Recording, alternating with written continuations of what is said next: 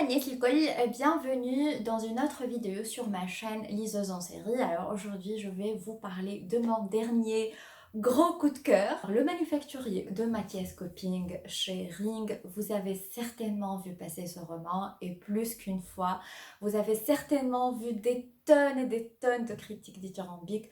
Moi pour ma part je n'ai lu aucune mais aucun retour négatif et pour cause, ce roman est un vrai chef-d'œuvre. Et d'habitude, je fais très attention avec ce terme, je ne l'aime pas beaucoup, Aslan, mais là, c'est le meilleur roman noir de ces dernières années et certainement l'un des meilleurs jamais écrits.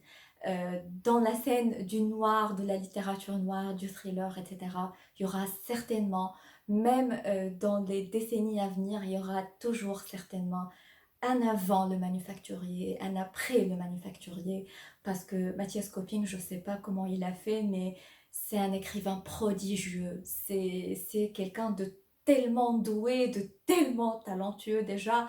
Avec son premier roman, Les Démoniaques, il est entré direct genre, dans la cour des grands, et là, il se confirme comme l'un des meilleurs. Vous l'avez certainement vu, c'est pas à mettre dans toutes les mains. C'est pour un lecteur adulte et averti parce que ça va secouer, ça va piquer les yeux. Hein. Il y a des scènes qui sont très très très corsées, même pour quelqu'un qui lit beaucoup de thrillers comme moi et qui aime les thrillers sanguinolents, un peu graphiques et trash, etc. Mais ici, il n'y a aucune scène de violence gratuite.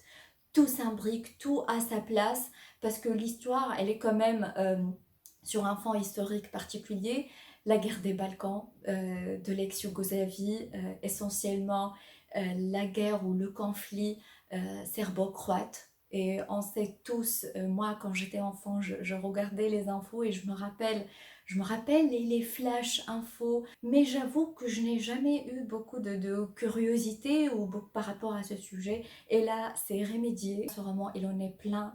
Il témoigne des horreurs de cette guerre. Cette guerre qui sont au fond pas différentes de celles des autres guerres, surtout les guerres civiles. Et ici, dans le conflit serbo-croate, le truc c'est qu'il n'y a pas de bon côté ou de mauvais, il n'y a pas de méchants, il n'y a pas de bons et de méchants, parce que des deux côtés, il y a eu des génocides, il y a eu des tortures, il y a eu des viols, il y a eu des...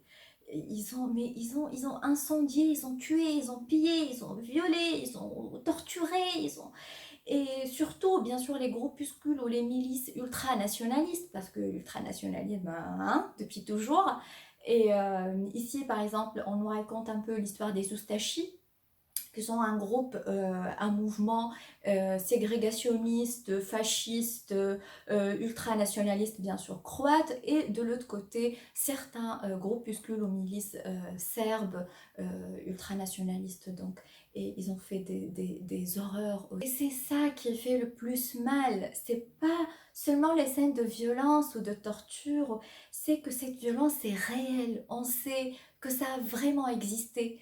On sait que c'est la nature de l'homme en situation de crise, qu'on est capable du pire et que toutes les guerres ont leur part d'horreur, et ce qui est peut-être plus horrible, que les criminels, ils s'en sortent dans la plupart des cas, ou bien ils s'exilent dans des pays, ils s'enrichissent, ils vivent bien, pour quelques-uns, ils ont même des statuts où ils sont réintégrés dans l'État, et vraiment c'est horrible parce qu'on voit à quel point c'est injuste et c'est frustrant, etc. Donc, l'histoire, elle se passe dans notre ère aujourd'hui, mais c'est en quelque sorte l'héritage de cette guerre-là.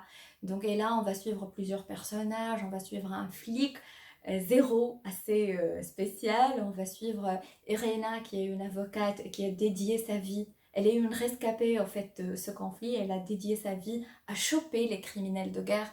Et voilà, ici, elle a un dossier assez spécial. Elle va revenir un peu sur l'histoire, une partie de ce conflit. Et voilà, c'est vrai que ça fait mal, mais c'est un mal nécessaire. Ça nous ouvre les yeux et ça nous force à regarder. Ça nous force à regarder sans détourner les yeux, sans détourner la tête. Et voilà, c'est horrible et en même temps, c'est édifiant. Et voilà, tout le long de ma lecture, j'avais des fois l'impression de suffoquer et donc je voulais arrêter, je voulais respirer. Mais le livre, il voulait pas me lâcher et je pouvais pas le lâcher, même quand je le voulais. Même quand j'avais besoin d'une pause, et ben je pouvais pas. Alors je l'ai lu sur 2 jours et je vous préviens tout de suite, si vous envisagez de le lire, mesdames et messieurs, prévoyez des provisions, prévoyez à manger, à boire, prévenez vos proches, vous ne serez pas disponible avant la fin. Et ça, je vous le garantis. Les personnages, ils sont faits d'une façon tellement brillante, ils sont tellement réalistes qu'on a l'impression de les connaître. Moi, j'ai mis des visages sur Zéro, par exemple, je le vois là, je le vois, je vois sa tête, je vois son gabarit, je le vois. Irena, c'est la même chose. Et on a l'impression qu'on les connaît de l'intérieur, et ça, c'est très fort.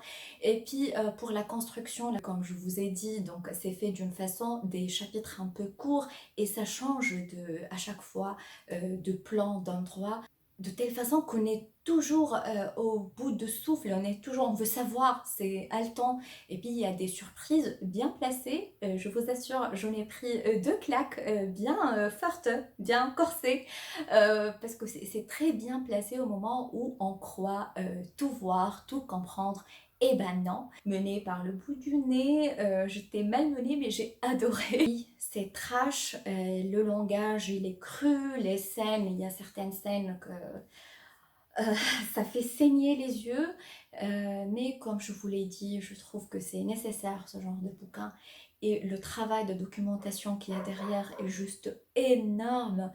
L'écriture, elle est ciselée, elle est savoureuse et à des moments même poétiques malgré toutes les scènes et toute la violence qu'il y a, mais c'est écrit d'une façon...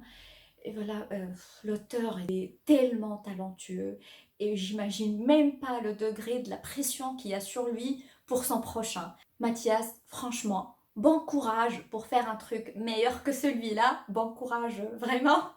Alors voilà, vous l'avez compris, gros, gros, gros coup de cœur. Il est cruel, certes, mais il est sublime. Et je vous invite tous à le lire, notamment si vous l'avez dans le placard, plaqué quelque part. Lisez-le, s'il vous plaît, lisez-le. Et après, venez me remercier ou me maudire, c'est pas grave. Prenez soin de vous, prenez soin de votre santé physique et mentale. Je sais que c'est difficile pour tout le monde. Lisez des livres, lisez Le Manufacturier et voilà, à la prochaine. Ciao, ciao, ciao!